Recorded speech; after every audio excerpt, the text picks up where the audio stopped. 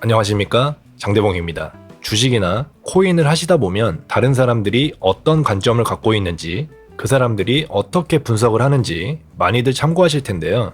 사람들마다 분석법도 다르고 관점도 여러 개로 갈리는 경우가 많습니다. 이 영상에서는 여러 가지 분석법 중에서도 본인만의 여러 가지 시나리오를 그려보고 포지션을 진입할 때 하나라도 더 진입 근거를 보탤 수 있는 엘리엇 파동에 대해서 다뤄보겠습니다. 저는 이론보다는 실전에서 어떻게 쓰이는지를 더 중요시하기 때문에 이론적인 건 최대한 간단하게 보고 실제 차트를 예를 들어 설명드릴 건데요. 시작하기 전에 여러분들이 꼭 알아두실 것이 있습니다. 엘리엇 파동을 알아두면 좋은 점은 애매한 구간에서의 포지션 진입을 조금 줄여줄 뿐 방향을 예측할 수는 없습니다.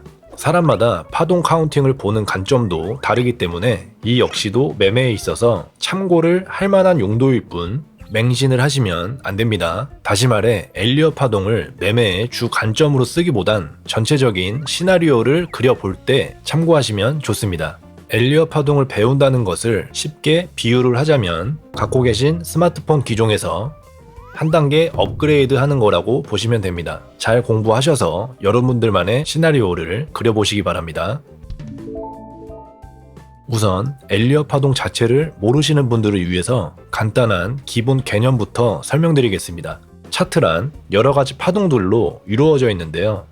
엘리엇 파동은 크게 임펄스와 조정파로 나눌 수 있습니다. 파동 안에는 또 다른 작은 단위의 파동들이 존재하고요. 1분봉, 1초봉에도 파동들이 존재하고 파동 카운팅 역시 할 수는 있습니다. 하지만 개인적으로 15분봉 밑에 카운팅은 어지러워서 저는 안 합니다.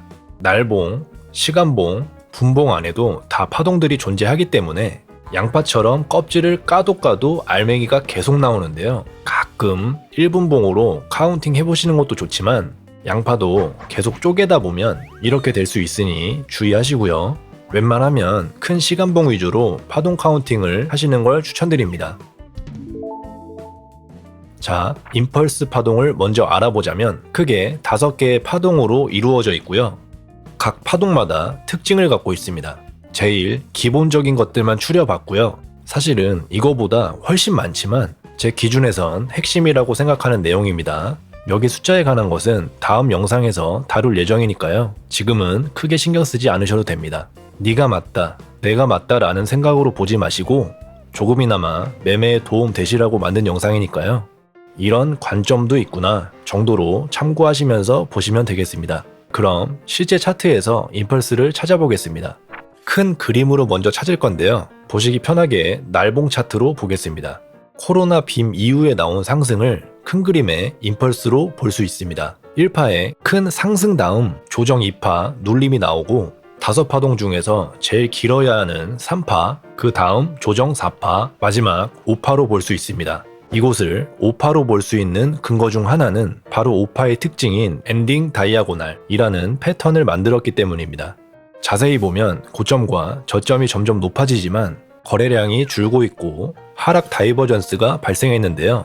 엔딩의 카운팅은 이런 식으로 할 수 있습니다. 한 파동의 끝은 이런 식으로 신호가 있으니까요. 모양 잘 기억하시고 대응을 잘 하시기 바랍니다. 작은 시간봉에서도 임펄스를 찾을 수 있는데요. 이 구간을 15분봉으로 보겠습니다.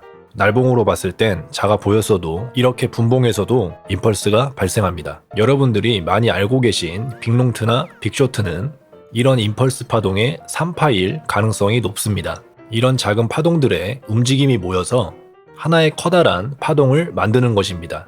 자세히 보시면 여기도 엔딩 다이아고날의 패턴도 보이는데요. 여기서 아주 좋은 꿀팁을 드리겠습니다. 차트가 큰 상승 후에 이런 모양을 만든다면 거래량이 줄고 있는지 하락 다이버전스를 만들고 있는지 확인하시고 현물은 두 번째 봉우리가 나왔을 때 매도를 고려해 보시는 게 좋습니다. 선물을 하신다면 세 번째 봉우리가 추세선 상단을 돌파하는 듯 하다가 바로 다시 추세선 안으로 들어올 때 또는 하단 지지대를 뚫거나 추세선 이탈 후 하단 라인 리테스트 때 손절 짧게 잡고 숏 들어가 볼 만한 좋은 근거가 됩니다. 앞서 봤던 날봉 차트랑 비교해보면 비슷한 그림인 걸 알 수 있습니다. 분봉이든 날봉이든 자주 나오는 패턴이니까 눈에 잘 익히시고 대응 잘 하시기 바랍니다.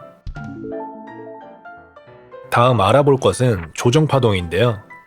조정파동은 크게 보면 이러한 ABC의 형태로 볼 수 있습니다.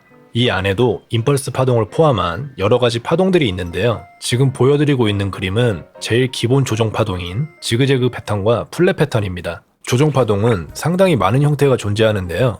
여러분들이 많이들 알고 계신 삼각수렴도 조정파동의 일종이고요. 제일 복잡한 형태인 복합조정이라는 것도 있습니다. 뭐라고 이 개새끼야. 파동 공부가 처음이신 분들이라면 복합조정은 나중에 보시길 추천드립니다. 그 이유는 복합조정은 실제 차트에 대입하기 어렵고 까다로운 부분이 상당히 많고요. 기본 조정 파동만 먼저 잘 알아도 시나리오 분석에 큰 지장은 없습니다. 그리고 한 번에 너무 많이 알려고 하면 복잡하니까 쉬운 그림부터 하나씩 차트에 대입해보는 게 좋습니다. 제일 간단하고 기본적으로 여러분들이 기억하셔야 할 점은 바로 임펄스가 나온 뒤엔 조정파동이 나온다는 것입니다. 조정파동의 기본 특징을 정리했고요. 빠르게 실제 차트에서 적용해 보겠습니다. 앞전에 임펄스 파동을 찾았던 것처럼 똑같이 찾아보시면 되는데요. 큰 파동이 끝났었던 이 구간에서 부처빔이라는 강한 조정이 있었던 이 구간을 보면 크게 3개의 파동으로 내려온 것처럼 보이는데요. 연장이라는 개념으로 큰 흐름의 C파동을 여기까지 볼 수도 있습니다. 새로운 상승이 있었던 이 구간을 다시 카운팅해보면 이런 식으로 카운팅해 볼 수 있습니다. 저는 큰 흐름에서 이 한 파동이 ABC 조정파동처럼 보이는 것 같습니다. 크게 이런 그림으로도 볼 수도 있고요. 지금 가격에 오기 전 최고점 부근도 카운팅해 보겠습니다. 1시간 봉으로 본 모습이고요. 여기서 파동 카운팅을 해보면 이런 세부 카운팅으로 볼 수도 있고요.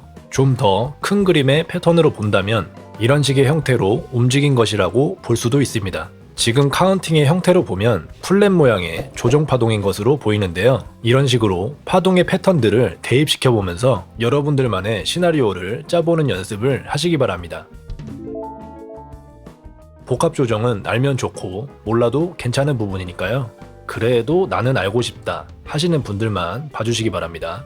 복합 조정이란 앞서 말씀드린 조정 패턴들이 3개 또는 5개가 모여서 하나의 조정 파동을 만드는 것을 말합니다. 커다란 형태의 A, B, C 파동 안에 이런 복합 조정들이 있다고 생각하셔도 됩니다. 복합 조정 규칙에 대해서 정리를 해봤는데요. 최대한 추려봤지만 제가 봐도 복잡해 보이는 건 사실입니다.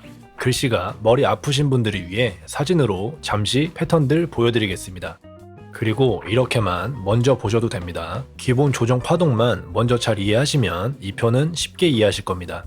이론은 이론일 뿐 너무 머리 아프게 다 외우실 필요는 없다고 생각합니다. 스포츠에 관심이 많으시다면 여러분들이 선수는 아니더라도 기본 지식으로 계속 경기를 보면서 나름대로 분석을 하시듯 차트도 많이 보시면서 나름 분석도 해보고 여러가지 조정 파동도 찾아보면서 시나리오를 짜보시기 바랍니다. 자, 그럼 실제 차트에서 복합 조정의 카운팅을 알아보겠습니다. 69K 신고점에서부터의 조정 파동을 볼 텐데요.